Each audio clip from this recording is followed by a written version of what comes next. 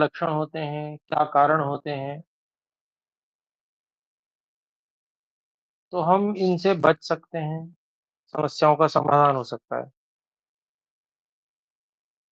अन्यथा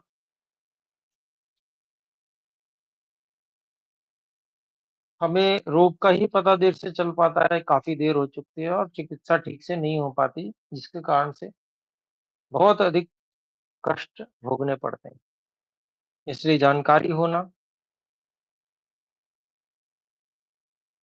बहुत अधिक आवश्यक है, तो हम लोग एक सामान्य रूप से जानकारी हमें रहे, जिससे हम यदि कोई इस प्रकार की समस्या, रोग उपस्थित होता है, तो उसको हम पहचान सकें।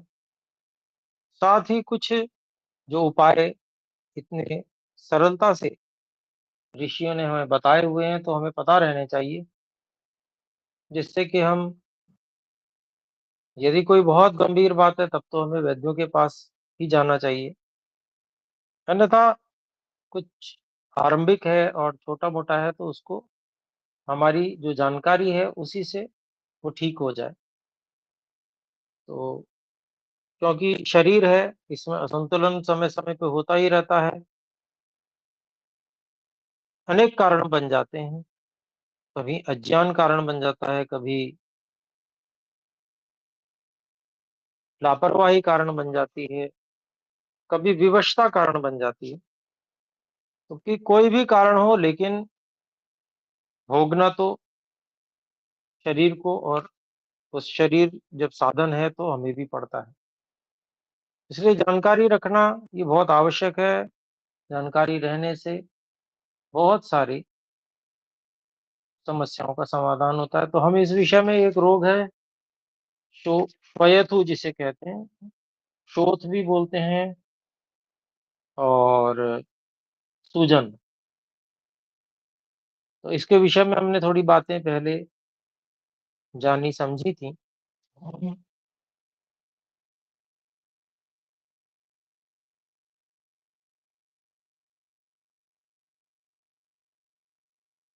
तो चिकित्सा इसमें, वैसे तो हमने ये जान लिया क्या कारण है, ये सब हमने जान लिए थे। असाध्यता कब होती है, वो भी हमने समझ लिया था। अगर रोगी बहुत दुर्बल हो और जो उपद्रव है वो मर्म देश में पहुंच गया हो, तो ऐसी स्थिति में फिर शोथ भी असाध्य हो जाता है। अगर रोगी का मांस क्षीण नहीं हुआ है, एक दोषज है रोग, शोथ आदि, तो वो जल्दी ठीक हो जाता है। तो इसकी चिकित्सा में, जैसे आम दोष के कारण से यदि होता है ऐसा शोथ, तो उसके बारे में हमने पिछली बार बात की थी। तो आरंभ में जब आम दोष होता है, तो आम का पाचन कराया जाता है, लंघन कराया जाता है, अर्थात भोजन बहुत कम कर दिया जाता है, जिससे पाचन हो, और पाचन औषध भी दी जाती है। लेकिन अगर दोष बहुत अधिक प्रबल होता है, फिर दोष के अनुसार वहां पर वमन, विरेचन आदि संशोधन कराए जाते हैं।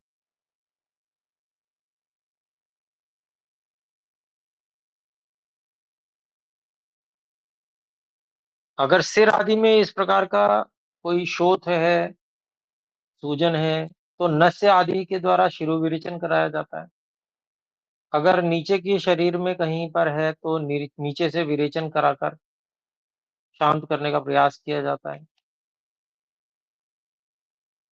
वमन आदि भी आवश्यकता के अनुसार कराए जाते हैं।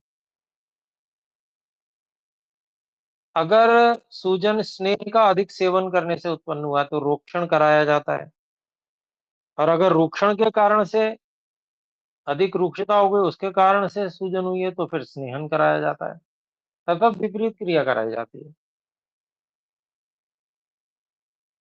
तो ऐसा जो वात से उत्पन्न हुआ, इस प्रकार का शोथ है, सूजन है, पुरुष बंधा हुआ आता है,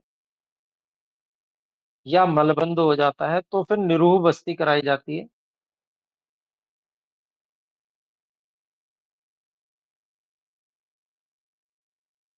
आस्थापन और अनुवासन दो है ना, जो आपकी पंचकर्म में बस्तियां। तो आस्थापन बस्ती को निरूह बस्ती भी कहते हैं, तो वो कराई जाती है। इसमें जो पित्त वातज तिक्त द्रव्य हैं, जो पित्त वातज इस प्रकार का जो शोफ है अर्थात शोथ है, सूजन है, उसमें तिक्त द्रव्यों से युक्त जो साधित घृत है वो हितकर रहता है। यदि वात पित्तज शोथ है तो, और साथ में रोगी को मूर्छा आती है, दाह होता है, तृष्णा रहती है, तो तिक्त द्रव्यों से संस्कृत दूध दिया जाता है। मूर्छा आदि से आक्रांत है अगर सूजन का रोगी, तो फिर उसका शोधन बहुत आवश्यक हो जाता है। तो जो दूध जो बताया गया, उसको दूध को गोमूत्र से युक्त करके देते हैं मूर्छा की स्थिति में।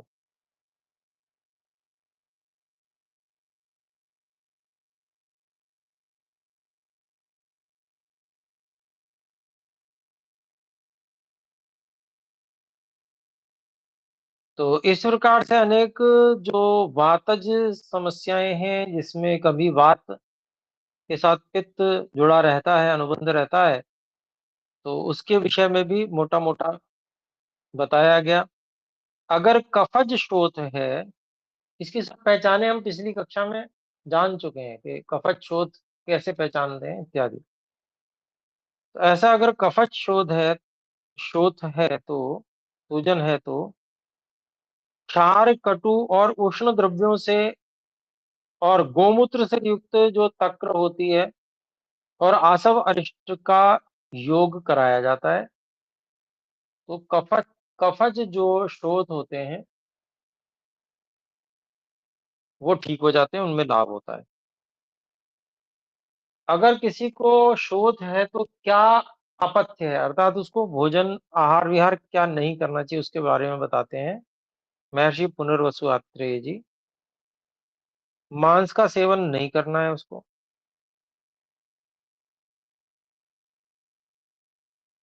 ऐसे ही लवण, सूखे शाक, नया अन्न, जो अन्न 1 वर्ष पुराना न ही हुआ है, गुड़ से बने भोजन, ऐसे ही चावल आदि का जो आटा होता है उससे बने जो द्रव्य होते हैं, दही, तिल के भक्ष्य पदार्थ, ऐसे कोई पिच्छल द्रव्य होते हैं जो गाढ़े, और जो मद्य शराब इत्यादि होती है, या खट्टे पदार्थ, खटाई अचार आदि, ऐसे ही भुने हुए जौ आदि,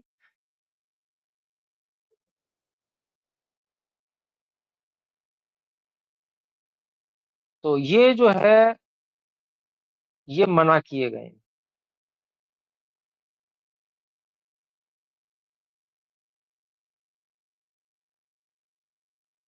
गुरु भोजन का मना किया गया है, असात्विक भोजन का मना किया गया है, विदाही भोजन का मना किया गया है। दिन में सोना और मैथुन इसका भी निषेध है। इन सब का रोगी को त्याग कर देना चाहिए।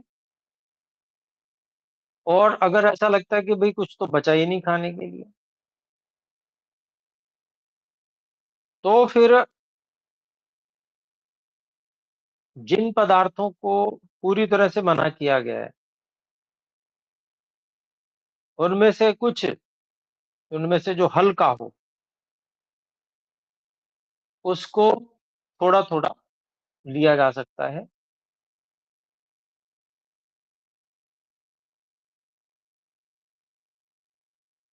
तो इस प्रकार से यहाँ पर विधान किया गया है। तो यद्यपि बहुत सारी चीजें मना कर दी हैं, देखिए मांस आदि का तो निषेध कर ही दिया, वो तो वैसे भी नहीं खाना चाहिए। और जो नमक है, सेंधे नमक को छोड़कर बाकी नमक मना किए गए हैं। सूखी हुई जो शाक है वो मना किए गए हैं। नया अन्न नहीं खाना चाहिए, पुराना अन्न खा सकते हैं। और चावल आदि का भी, अगर चावल का उपयोग कर रहे हैं तो पुराने चावल हो, लेकिन उनका आटे से बने द्रव्य नहीं खाने हैं। क्योंकि जैसे चावल होता है, पुराना चावल तो हल्का हो जाता है, क्योंकि समय से के साथ भी उसमें जीर्णता आ जाती है, कमजोर हो जाता है, तो पचने में आसान हो जाता है। और दूसरी बात, जो चावल है अगर पूरा पकाकर खाया जाता है तो उसका जो क्षेत्रफल है एक चावल का या बहुत सारे चावलों का, वो ऐसा रहता है कि उसके ऊपर पाचक रस बाहर बाहर क्रिया करते हैं, और जो आवश्यक रस है वो मिल जाता है, शेष बाहर निकल जाता है। लेकिन वही चावल, उसको पीस कर जब आटा बना दिया जाता है तो उसका जो एरिया है, क्षेत्रफल है, वो बहुत बढ़ जाता है, और पाचक रसों पर सब पर कार्य करना पड़ता है। बढ़े हुए हुए एरिया पे जब पाचक रस कार्य करेंगे तो उनको बहुत अधिक कार्य करना पड़ेगा। हम उदाहरण लेते हैं, जैसे एक पूरा सेब, उसका क्षेत्रफल ज्यादा होगा, या अगर उसको बीच में से काट दिया जाए और वो दो हिस्से हो जाएं, तब क्षेत्रफल ज्यादा होगा। तो अगर हम एक दृष्टि से देखेंगे तो क्षेत्रफल जो काटने के बाद ज्यादा हो जाएगा। क्यों हो जाएगा? क्योंकि काटने से पहले तो चारों तरफ का ही उसका एरिया था, लेकिन जब काट दिया तो चारों तरफ का एरिया तो है ही है, अभी बीच में जहां कट गया है वो एरिया भी वहां पर सम्मिलित हो गया। इसका मतलब क्या हुआ? वो क्षेत्रफल उसका बढ़ गया। और जिसको बिल्कुल पीस दिया जाए, मान लीजिए कण को, पूरे चावल को, तो उसका तो कितना क्षेत्रफल, सब और उसकी एक एक कण की सब और क्षेत्रफल में गिना जाएगा। तो उन सब पर पाचक रसों को क्रिया करनी पड़ती, तो वो कर नहीं पाते, वो भारी हो जाता है बहुत अधिक, इसलिए मना करते हैं। ऐसे दही है, तिल के भक्ष्य पदार्थ, इनको तो बिल्कुल ही रोक देना चाहिए। पुराने चावल इत्यादि इस प्रकार से वो भोजन में खा सकते हैं। और बहुत पिच्छल द्रव्य होते हैं जो, वो भी मना है। वो बहुत अधिक कफवर्धक भी होते हैं और पचने में भी भारी होते हैं, पिच्छल द्रव्य। ऐसे ही मद्य है, तो मद्य जो है मदकारी होती है, उसका भी निषेध है। खट्टे पदार्थों का निषेध है। ऐसे ही जो भुने हुए धाना है, जौ है, उनका निषेध है। वो बहुत अधिक हल्के होते हैं, वातवर्धक हो जाते हैं।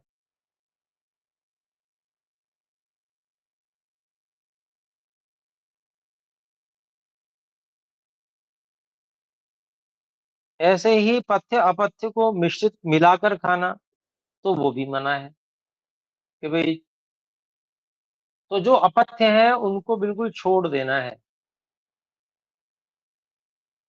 और जो अब थोड़ा ही बचा है तो बस उसी को लेना चाहिए, तब जाके ही ठीक होगा व्यक्ति। ऐसे गुरु भोजन, भारी भोजन मना कर दिया। असात्म भोजन जो परंपरा में खाया ही नहीं जाता हमारी, उसको नहीं करना चाहिए। दिन में सोना, विदोही विदाही भोजन, संतानोत्पत्ति के लिए प्रयास, ये सब मना है शोथ के रोगी के लिए। फिर कुछ योग भी बताए जाते हैं। महर्षि पुनर्वसु आत्रेय जी ने योग भी बताए हैं शोथ को ठीक करने के लिए। तो उसमें है त्रिकटु, निशोथ, कटुकी।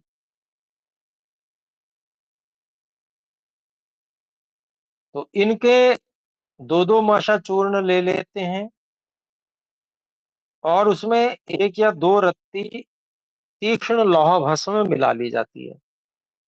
त्रिफला के काढ़े के अनुपान से, या 6 माह से हरड़ के चूर्ण को गोमूत्र के साथ। तो एक योग तो ये हो गया, कौन सा, त्रिकटु त्रिवृत अर्थात निशोथ और कटुकी, ये दो दो माशा इनका मिला लिया, और एक या दो रत्ती तीक्ष्ण लौह की जो भस्म है उसको त्रिफला काढ़े के साथ में ये खाए। दूसरा योग हो गया, ये तो एक योग हो गया, दूसरा योग हो गया 6 माह से हरड़ के चूर्ण को गोमूत्र के साथ पी ले।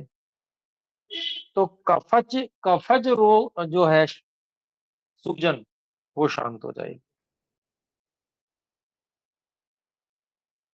तो ये तो बहुत सरल है कि 6 माह से हरड़ है, तो केवल हरड़ ही लेनी है, हरड़ मिल जाती है, हरड़ का चूर्ण मिल जाता है, गोमूत्र भी मिल जाता है पतंजलि से, अर्क मिल जाता है उसका, तो ये बहुत सरल है, आसानी से लिया जा सकता है।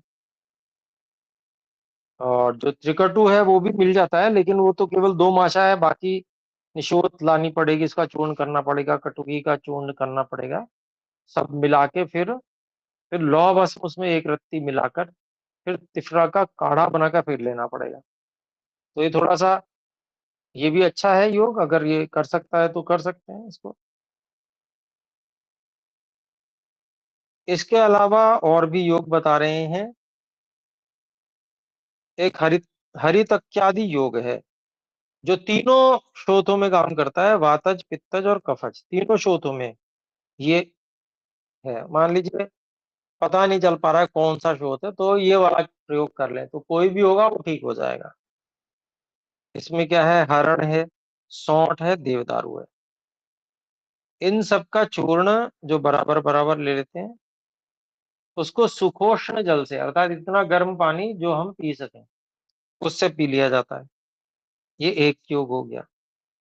इसके अलावा दूसरा योग है हरड़, सौंठ, देवदारू, पुनर्नवा, ये चार चीजें बराबर बराबर मात्रा में चूर्ण गौमूत्र से इसको पिला दें। इसकी मात्रा 4 माशे सब मिला के है। फिर औषध के जीर्ण हो जाने पर, अर्थात औषध पच जाए, तो रोगी को स्नान करके फिर दूध भात खिलाना चाहिए। तो ये सूजन में सभी प्रकार की सूजन इसमें आ गई, तीनों मतलब वातज पित्तज कफज, वो इससे ठीक हो सकती है। फिर और भी योग बताया गया है। तो जो धैर्यवान रोगी हो उसके लिए है योग। पुनर्नवा, सौंठ, मोथा, इनकी चटनी बना ले बराबर बराबर लेके, और एक कर्श की मात्रा में 2 प्रस्त दूध के साथ में अपामार, पिपली मूल, सौंठ, इनकी चटनी को दूध के साथ में पिलाया जाए। तो ये वात युक्त शोथ में पिलाने का विधान है। तो ये पुरानी मात्रा है, एक कर्ष मात्रा आधुनिक के लिए बहुत अधिक है। तो 4 माशे की मात्रा आजकल के लोगों को प्रयुक्त कराने के लिए बताया गया। अनुपान के तौर पे दूध, 3 पाव दूध उसके साथ में दिया जाए। तो ऐसा एक ये योग हो गया। लेकिन ये वात जो शोथ होता है उसमें प्रयोग होता है। ऐसे ही अगर वात पित्त जन्य शोथ है, उसके लिए एक योग है, दंती मूल, निशोथ, त्रिवृत जिसे कहते हैं, त्रिकटु, तीनों अलग अलग, चित्रक, ये सभी 20-20 ग्राम ले लें। आधा पल, एक पल 40 ग्राम का होता है, तो 20-20 ग्राम ले लें। और गाय का दूध ले लें, और गाय को दूध को इनसे इन सब चीज इससे सिद्ध कर लें। दूध आधा रह जाए तो फिर छान लें। इस दूध को वात पित्तज शोथ में मात्रा से रोगी पीवे। मात्रा से जब भी कहा जाता है तो मतलब अग्नि बल के अनुसार, जितना अग्नि बल है उसके अनुसार किया जाएगा दूध को। अगर किसी को दूध कम हजम होता है तो थोड़ा थोड़ा देंगे, जब हजम हो जाएगा फिर दोबारा दे देंगे, ऐसे करेंगे।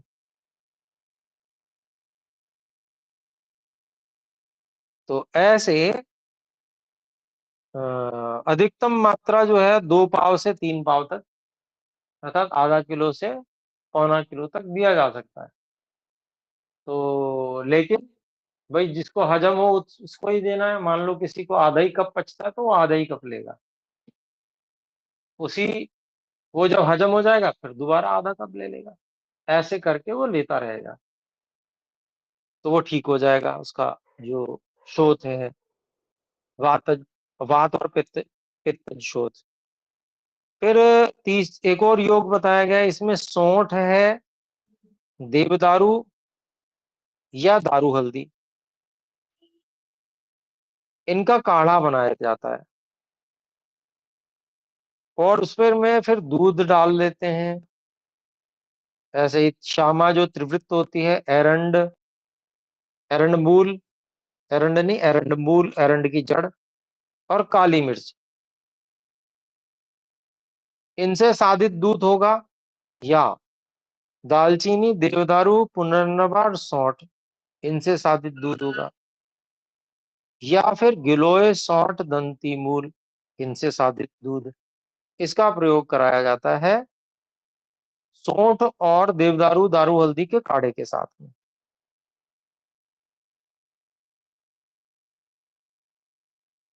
तो ये भी एक योग है। फिर एक और उपाय बता रहे हैं कि भाई रोगी को अन्न और जल का त्याग करा दो,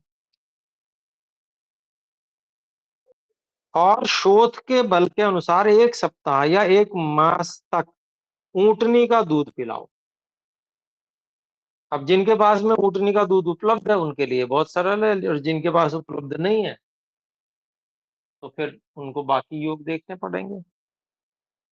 तो मैं समझता हूँ राजस्थान में जहाँ पर ऊंट पाले जाते हैं वहां ऊँटनियां होती हैं, दूध वो लोग उनको मिल जाता है, तो उनके लिए बढ़िया है कि भाई कुछ और नहीं लेना, सप्ताह भर या 1 महीने तक ऊँटनी का दूध ही पिए।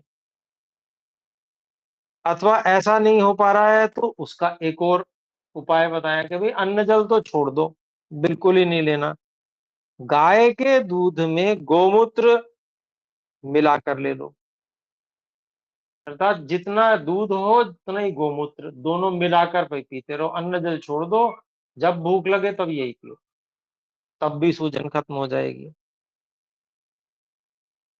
तीसरा उपाय बताया, अगर गाय का दूध नहीं उपलब्ध है तो भाई गाय दूध भले ही ना देती हो, मूत्र तो देती देती प्रतिदिन, तो भैंस का दूध ले लो, उसमें गोमूत्र मिलाकर पी लो। तो ऐसा 1 सप्ताह या 1 महीने तक जैसी आवश्यकता हो तो ऐसा कराना पड़ेगा, तो सूजन खत्म हो जाएगी, समाप्त हो जाएगी पूरी तरह से।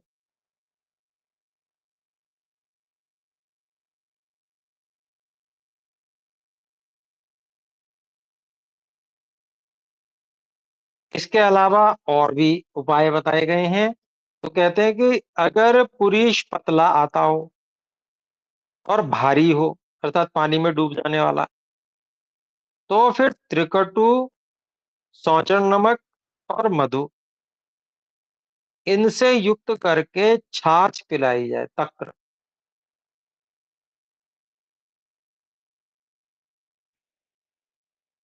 त्रिकटु, सौचन नमक और मधु, ये मिलाकर और रोगी को छाछ पिलाई जाए, तो इस प्रकार से उसकी जो सूजन है वो समाप्त हो जाएगी। या फिर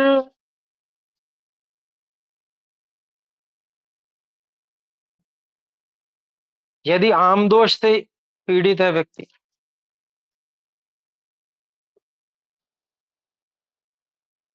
और उसको पुरीश कठिन निकलता है, कठोर विबद्ध विबंध हो गया है,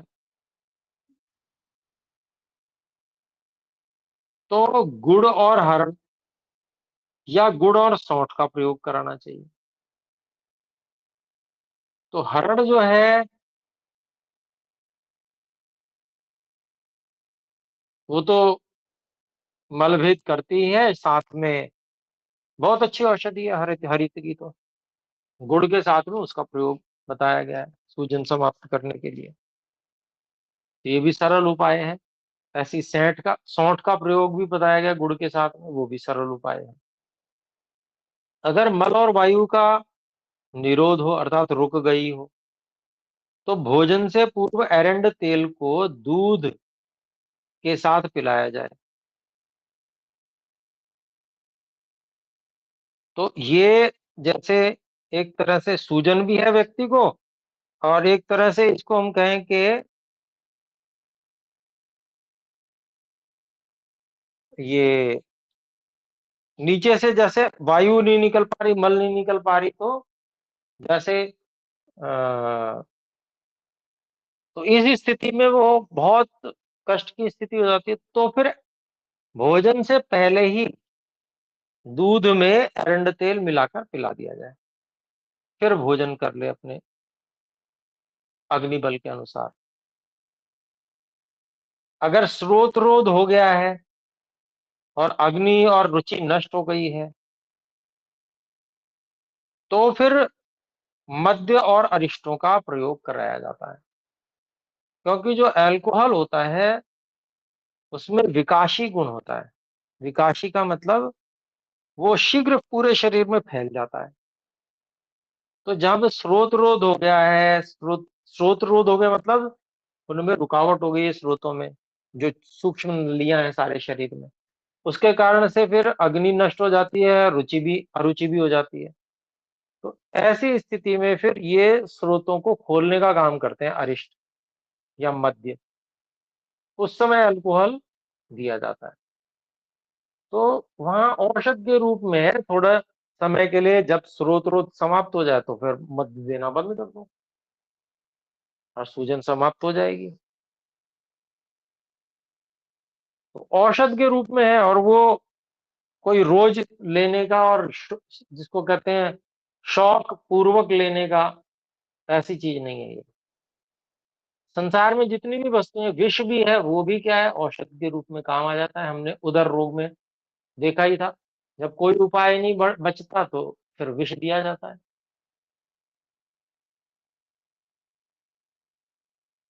और उसकी व्यवस्था पहले से करके रखते हैं कि विष का नाश कैसे किया जाता है, वो सब व्यवस्थाएं पहले से करके रखते हैं।